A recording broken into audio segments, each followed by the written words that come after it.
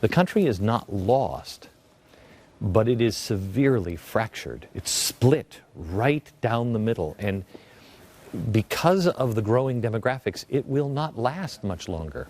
I mean, we're not even talking about the problems in the Middle East, Benghazi, the energy, the inflation of printing all of the money. I'm just talking about it won't last because of demographics. The numbers coming out serve as a big, fat wake-up call for all of us. Too many of our friends, our family, our neighbors are either apathetic, fast asleep, or part of the problem.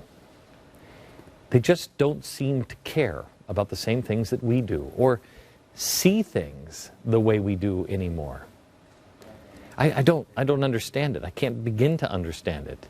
How do they ignore the pain at the pump, the cost of groceries, the houses that are still upside down, or the 23 million people still looking for full-time jobs?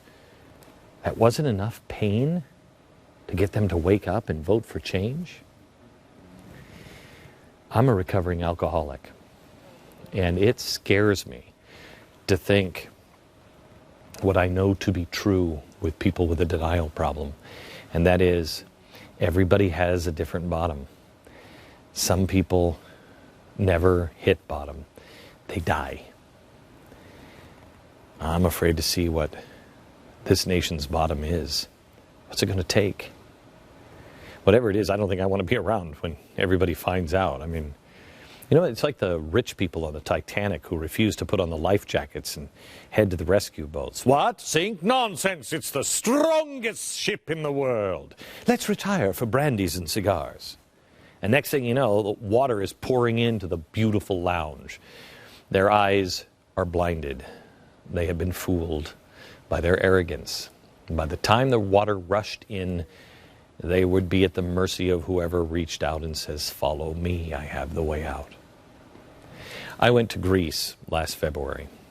I was only on the ground for, I think, 6 or 8 hours.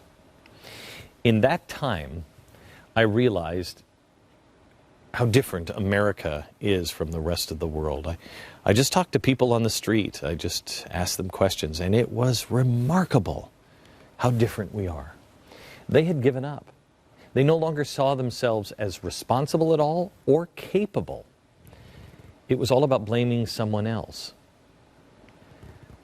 I got on the plane, we were flying back. I was going back to Rome, and I got on the plane after that long night, and I thanked God we weren't like that.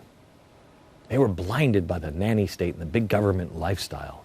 They ignored every single warning sign, and then it collapsed. And when it did, they still refused to accept any of the cuts because they had been so blinded.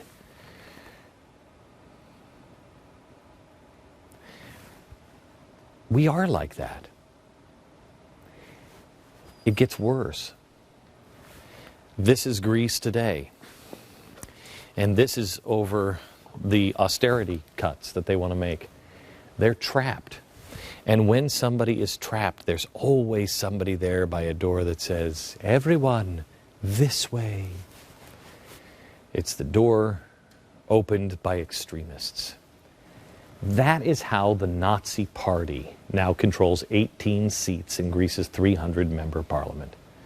They're not called the Nazi Party because who wants to go through the door of marked Nazis? But they got everything going for them. They call them the Golden Dawn Party now. It's a golden dawn. Oh, it's a bright, beautiful tomorrow, isn't it? With these guys.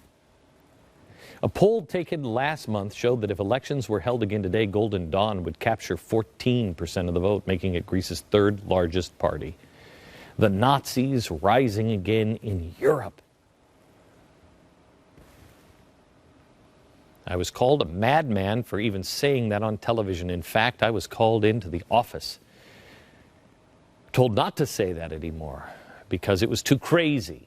And yet it is now happening. Why? Because of the nanny state and lies and deceit and promises no one can keep.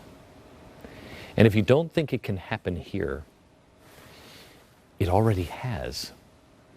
This is a picture from the 1930s in Madison Square Garden.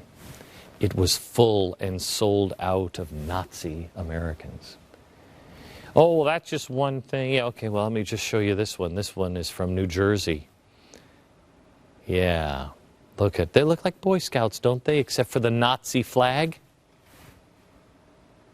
If the Golden Dawn Party would ever open a place in Manhattan where people are struggling and there is no power and they have no food and FEMA isn't there to rescue them and there's no neighbors that will help each other and I don't go to church, I don't even know where it is.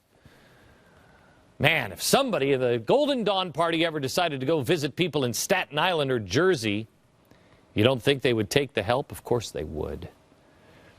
In fact, I contend that many Americans will say, you know what, they're not Nazis, they're Golden Dawn Party, and sure, they've got some crazy ideas, but look how generous they were. At least they helped us.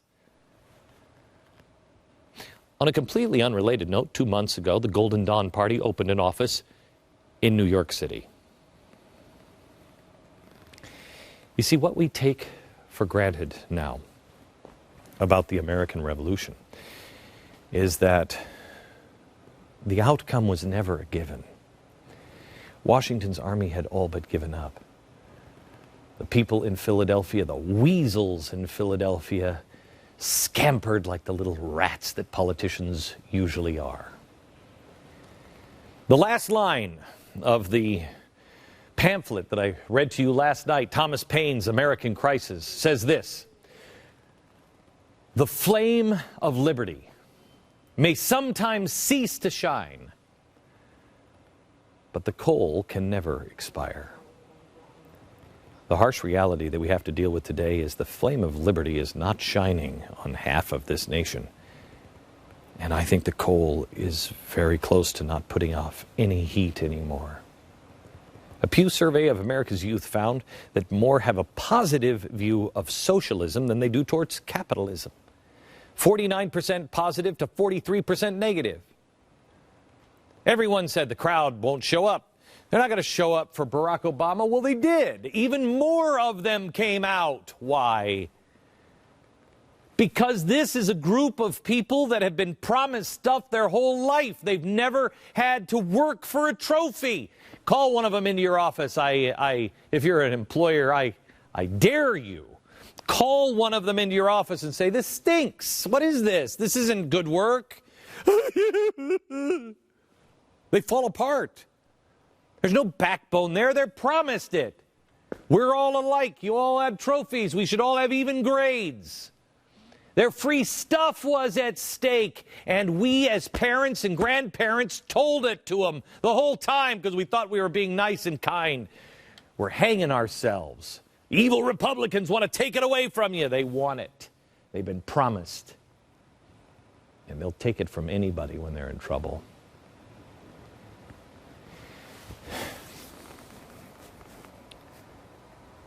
What we learned on Tuesday is, and I'm not talking about all the problems because I don't know how we make it 4 years with all the problems. I mean with society itself. We're running out of time. Demographics are changing. We have to double down while the iron is hot right now. There is no time to waste. We have to stop expecting that our kids will just learn to love America because everyone else does. Everything in this culture is teaching them to hate America. Everything in this culture is telling them that they don't have to do anything for it. Even we are doing it.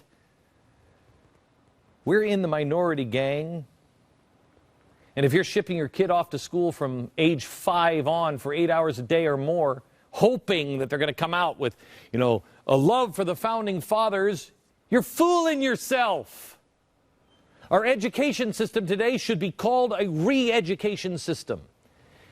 If we allow our children to be educated by the progressives and the union members, hell with that. Even some of the textbook taught by good, decent people, we'll lose our children. There won't be a flame of liberty in them. There will just be, "Give me my stuff," growing from deep within.